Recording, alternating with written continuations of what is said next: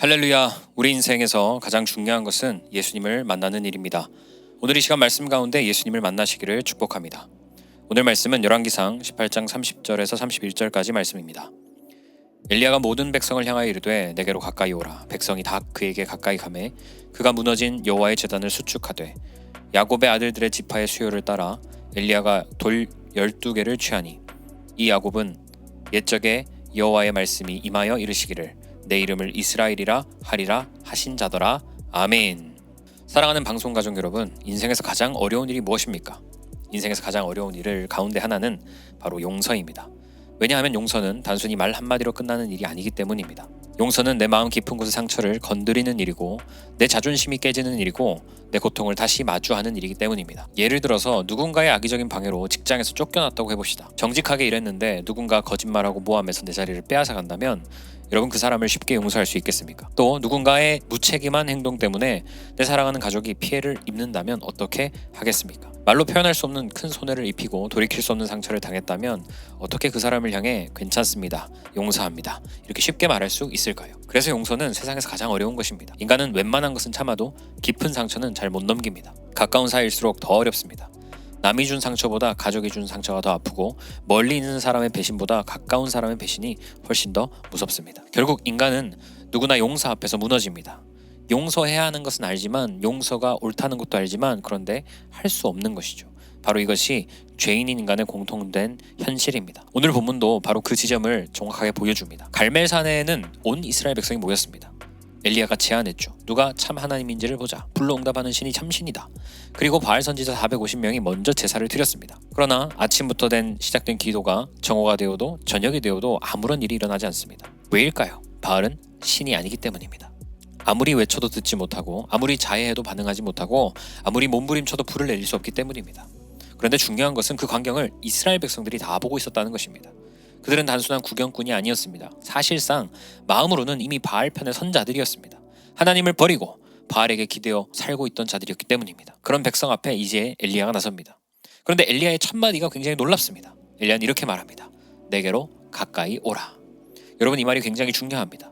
엘리야는 곧바로 불을 구하지 않습니다. 곧바로 죄를 폭로하거나 심판을 선언하지도 않았습니다. 먼저 한 것은 백성들을 가까이 부르는 일이었습니다. 왜냐하면 하나님께서 하시려는 일의 핵심이 단순히 불을 내리는 것이 아니라 하나님과의 관계가 멀어진 이스라엘 백성들을 다시 가까이 하시는 것이기 때문입니다. 그리고 엘리야는 무너진 여호와의 제단을 수축합니다. 여러분, 제단이 무너졌다는 것은 이스라엘 신앙이 무너졌다는 것입니다. 하나님 관계가 깨졌다는 것입니다.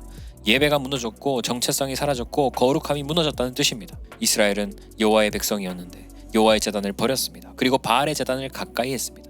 이것이 그들의 큰 죄였습니다. 방송가족 여러분, 인간은 원래 이렇게까지 악한 존재가 아니었어요.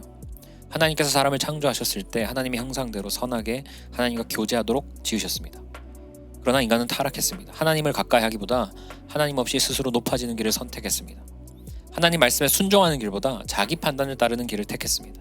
그 결과 하나님과 인간 사이에 먼 거리가 생겼습니다. 원래 가까웠었는데 그 가까움이 깨져버렸습니다. 엘리야가 무너진 제단을 수축하는 그 장면은 예수님의 역할을 보여줍니다. 엘리야는 불을 먼저 원하지 않았죠. 제단을 먼저 세웠습니다. 왜냐하면 제단이 없이는 하나님의 역사가 임하지 않기 때문입니다. 여러분, 제단이라는 것은 하나님과 인간이 만나는 자리입니다. 죄인이 하나님 앞에 나오는 자리가 바로 제단입니다. 용서를 구하는 자리, 관계가 다시 이어지는 자리입니다. 그러므로 엘리야가 제단을 다시 쌓은 것은 단순한 복구 작업이 아니라 하나님과 백성 사이에 막힌 길을 다시 여는 일이었습니다. 결국 이 제단은 예수 그리스도를 가리킵니다. 예수님은 단지 우리를 위해서 죽으신 제물만이 아니라 하나님과 인간이 만나는 참된 제단이 되어주십니다. 예수님 안에 하나님을 만납니다.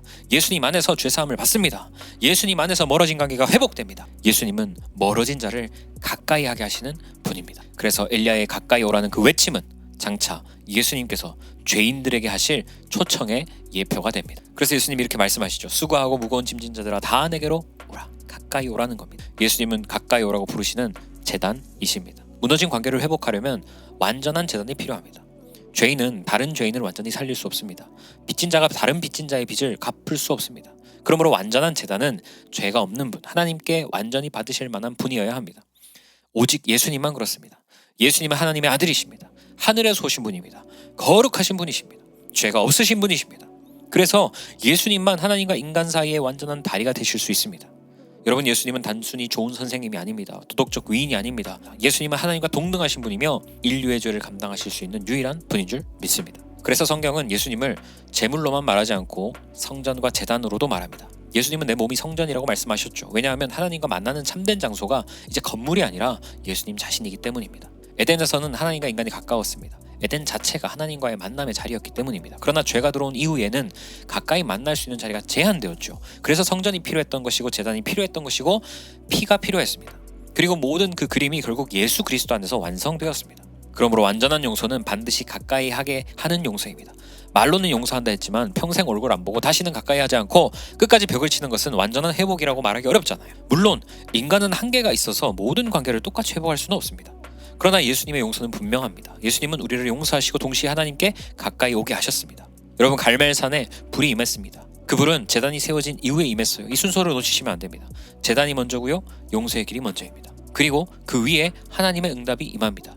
그러므로 갈멜산의 불은 단지 누가 진짜 신인가를 보여주는 불이 아닙니다. 동시에 하나님께서 여전히 이스라엘을 버리지 않으셨고 여전히 용서의 길을 열어두셨고 여전히 가까이 오게 하신다는 은혜의 불입니다. 여러분, 성도는 어떤 사람입니까? 먼저 잘해서 하나님께 나간 사람이 아닙니다. 회개를 완벽하게 해낸 사람이 아닙니다. 거룩해져서 자격을 얻은 사람도 아닙니다. 성도란 예수님이 먼저 찾아오셔서 살려주신 사람입니다.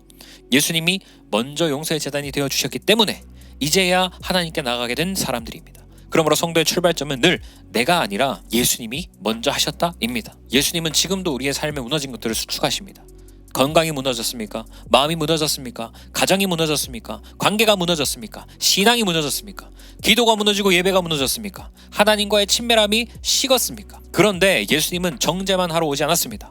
무너진 그 제단을 다시 쌓으러 오십니다. 무너진 그 관계를 다시 가까이 하러 오십니다. 그러므로 우리는 결단해야 됩니다. 하나님께 용서를 구하는 사람이 되어야 합니다. 죄를 합리화하지 말고 핑계대지 말고 감추지 말고 예수님의 제단으로 나아가야 합니다. 하나님, 제가 잘못했습니다. 하나님, 저를 용서해 주십시오. 이 고백이 회복의 시작인 줄 믿습니다. 용서를 구하는 자가 하나님께 가까이 가는 자입니다. 용서를 구하는 자가 은혜의 비를 맞습니다. 둘째, 사람에게도 용서를 구해야 합니다. 잘못했으면 먼저 사과해야 합니다. 상대방이 먼저 오기를 기다리지 말아야 합니다. 예수님이 먼저 우리에게 오셨기 때문입니다. 마지막 세 번째, 용서해야 됩니다. 예수님처럼 내가 먼저 용서의 제단이 되어야 합니다. 물론 쉽지 않습니다. 정말 어렵습니다. 그러나 복음은 우리에게 네 힘으로 하라고 하지 않고 예수님을 바라보라고 말합니다. 예수님을 깊이 아는 사람일수록 용서할 수 있습니다. 사랑하는 방송가족 여러분, 오늘 본문에서 엘리야는 무너진 제단을 수축하고 백성을 향해 말했죠. 내게 가까이 오라. 이 장면은 예수님을 보여줍니다. 예수님은 용서의 제단으로 오셨습니다. 예수님은 자기의 몸을 깨뜨려 우리를 용서하셨습니다. 예수님은 피 흘려 하나님과 우리 사이를 다시 가깝게 하셨습니다. 그러므로 오늘 우리도 예수님께 나아가야 됩니다. 그리고 예수님처럼 살아야 합니다. 먼저 용서를 구하고 먼저 용서하고 먼저 가까이 하는 사람, 그 사람이 이 시대에 살아있는 엘리야입니다. 그 사람이 용서의 제단으로 사는 성도입니다. 예수님은 용서의 제단이 되어 우리를 하나님께 가까이 하셨고 이제 우리도 예수님처럼 사람을 가까이 하는 용서의 사람이 되기를 예수 이름으로 축복합니다. 기도하겠습니다. 예수님, 우리를 용서의 제단으로 찾아와 주셔서 감사합니다. 하나님을 멀리하고 사람도 멀리하며 살았던 우리를 십자가의 은혜로 다시 가까이 하여 주심을 감사드립니다. 우리 안에 용서하지 못하는 마음이 있다면 불쌍히 여겨주시고 상처와 미움과 정죄를 붙들지 말게 하시고 예수 그리스도를 바라보며 먼저 용서를 구하고 먼저 용서하는 자가 되게 하여 주옵소서. 그래서 우리의 무너진 관계를 회복시켜 주시고 무너진 믿음도 다시 세워주시고 우리의 가정과 교회가 정죄가 아니라 용서로 가득하게 하옵소서. 날마다 말씀 속에서 예수님을 더 깊이 만나고 우리도 예수님처럼 사람을 가까이 하는 용서의 사람이 되게 하여 주옵소서. 감사드리며 생명 주신 예수님 이름으로 기도합니다. 아멘.